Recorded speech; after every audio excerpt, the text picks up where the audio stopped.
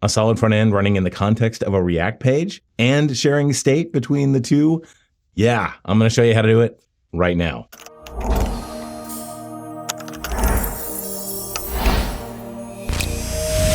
All right, the first thing we're going to do is create our React host app. So I'm going to use create TS router app at the latest, and I'm going to add on the add-ons feature, which is going to allow us to enable module federation, which is going to allow us to share those micro front ends.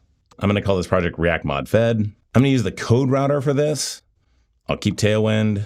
Don't want a tool chain right now, but I do want module federation. All right, I'm going to bring that up my cursor. Now in that same directory is our new React Mod Fed project. I also have an existing solid Mod Fed project that has our counter built into it. So let's go take a look at that first and see what that looks like. So I'm going to bring up one terminal and go into solid Mod Fed. I'll install that and then start it. And here's what that looks like. So here's our solid counter. There you go. Now I'm going to go back in my cursor and open up another terminal. And in that one, we're going to run the React Mod Fed. It's already installed, so I'm going to start it. This one's running on port 3000. And there we go. So now we got our two applications running simultaneously. And we basically want to teleport that solid container into that React app. But I want to show some state sharing between those two things. So let's start off by building ourselves a React counter so that we can have them side by side. To do that, I'm going to bring two files into my source. I'm going to bring counter.tsx, a pretty simple counter, and then some counter styles, just styles for that counter. And of course, all of this code is available to you for free in GitHub. So you don't have to go and actually copy any of this. The link is in the description right down below. Now over in our app.tsx, we want to bring in that counter, redo the layout a little bit with a flexbox, and then I'll just invoke that counter inside there. Let's hit save and see what we get. All right, that looks pretty good. So get that white blob down there. So let's go and change the index.html and set the background to black and the text to white. Okay, this is looking pretty good. Now we want to go and take this solid counter and essentially teleport it over here. So we need to expose this solid counter code from the solid app and then import it into our React app. So one, we need a way to actually run that solid counter in the React app. So let's go take a look at how the solid app is set up. So we go into solid, we can see similar sort of things. We can see the counter, essentially the same counter, but this time in solid with some different styles, green in this case. But there's also this file called counter launcher. So counter launcher brings in the render function from solid.js web. Now render is what you use to render a solid component. If you look over here at main.tsx, all the way down at the bottom here, the main app is rendered into the root element of the page. So what we're doing with counter launcher is we're going and exporting a default function, counter launcher. It takes an HTML element and says, cool, I'm going to go and render the counter onto that element. And so that way in our React app, we can create a HTML element, get a reference to it, and then run this counter launcher on that element. So we need to expose this counter launcher from this project. So how do we do that? Well, we go over here to module federation configuration. This is actually a file that is set up automatically for you by create TS router app. And I'm going to go and expose that counter launcher. So all I have to do is add a key to counter launcher to expose that file. I can hit save over here. And just to make sure, I'm going to go over to my solid and I'm going to restart that. Now, in order to import that launcher, we need to register that exposed component as a remote in our React Mod Fed application. So again, we're going to go into module federation configuration. And then the first thing I'm going to do is just get rid of this boilerplate stuff. We're not actually going to expose anything. That's all set up for you by default. You don't need to do that. But I'm going to go and say that we have solid mod fed, same of the application, and then I'm going to use this handy remote config. I'm going to give it the name of the remote, solid mod fed. So if I go back over here to the module federation configuration from the solid side, we can see that that's solid mod fed. You got to make sure that that matches between those two things. Solid mod fed, awesome. And then we got to give it the URL. Now, if I go over here to our arc, I see that we're running on port 3001. So I'll make that localhost 3001. And let's go check to make sure that this file is actually there. So let's hit save. Go back over here. And yep, we've got a file that has all that in it. Awesome. So we're good to go. Let's go back into our app. Go over into our source. Go into app. So now let's bring it in. I'm going to bring in counter launcher from solid mod fed, counter launcher. And now we just need to add it somewhere. So I'm going to bring in a div. I'll give it a ref. We'll call that solid counter ref. We'll bring in useRef from React, and then I'll use a use effect, and I'll run that counter launcher on that ref.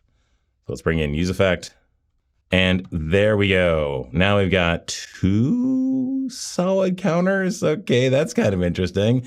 Well, so what's happening here is that because we are in strict mode, that use effect is actually getting run twice. Now, just for simplicity's sake, I'm just going to take out strict mode so we don't get that effect. All right, looking super solid, no pun intended. But wouldn't it be great if we could actually share the state between these two things? I click increment over here, we would actually get it over there, kind of simulating what you want to do in a micro front-end context. You're going to want to share things like the authorization state and the user between your micro front ends. So let's go and share some state between these two things. And to do that, we're going to use TanStack store. That is a simple but robust state management mechanism from TanStack. So we'll use that to share the state between these two applications. So I'm going to put the state over in the solid version. So I'm going to add TanStack store here, restart, and then in my solid mod fed source directory, I'm going to create a new file called counter store. So we're just going to create a very simple store. It's got a single count in it. That's the number. We're going to start off at, say, 20.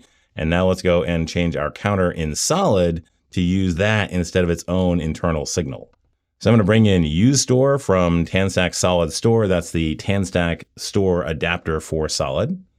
I'm then going to bring in our store, and then I'm going to use that useStore hook, I suppose, to connect to that store. That's going to give us back count. Now count is compatible, but these set counts aren't. So I need to change that set count to say store.setState, and then give it the count +1 or count -1 as appropriate. Let's hit save. Now we'll go back into our arc and we can see, there we go. We've got the starting at 20 counter. It's also important to note that we're not actually sharing state between these two running applications, right? It's not going to do that. It's only going to share the state within the context of the page. So we'd expect to see over here, these two numbers align, but this one's going to be an entirely different number. If you want to do that, then you'd want to connect to some sort of backend service like Firebase or Supabase, and then have those, do that syncing for you. That's not this. This is sharing state within the context of a single page. It's still very, very cool. Okay, so now back in solid mod fed, we want to go and expose that counter store as part of our module federation configuration because we want to consume it on the React side. What do we call it? We called it counter store. Now we don't need to do anything more on the React mod fed side because we've already got that as a remote. We already get everything coming off of that remote. So that's fine. So what we want to do is just kind of pick up where we left off on the solid side of actually using that store. So I'm going to bring in the React bindings for TanStack store. Next up over in my counter, I'm going to bring in useStore from TanStack React store. I'm going to bring in the counter store that we just exposed. I'm going to get the count using that useStore hook that we just brought in. And then just like in solid, we're going to do the store.setState. So I'll do +1 there, -1 there, and let's see how we go. All right, there it is, working solid on the same page as React, sharing state, micro front-end architecture right there. But one thing that's even cooler is because we're using module federation, we actually get runtime updating. So I go back over here and I change, for example, the initial number of the counter store to say, I don't know, 100. I hit save. I go back over here to my arc. Immediately, we get the update between those two things. So that's actually the big deal here. As you can see, my solid application has updated and also my React application has updated. So that's one of the really cool things about module federation is it's runtime sharing between those things. So when you deploy this solid application over here, the React application automatically gets those updates because of that runtime updating. It's really nice. All right, well, there you have it. Simple micro front-end architecture for UI sharing, for state sharing, all using module federation, all with the TanStack router setup. Let me know in the comments if you're interested in this. If you have any questions about it, I'd love to answer those. In the meantime, if you like this video, please hit that like button. If you really like the video, hit the subscribe button and click on that bell. You'll be notified the next time a new Blue Collar Coder comes out.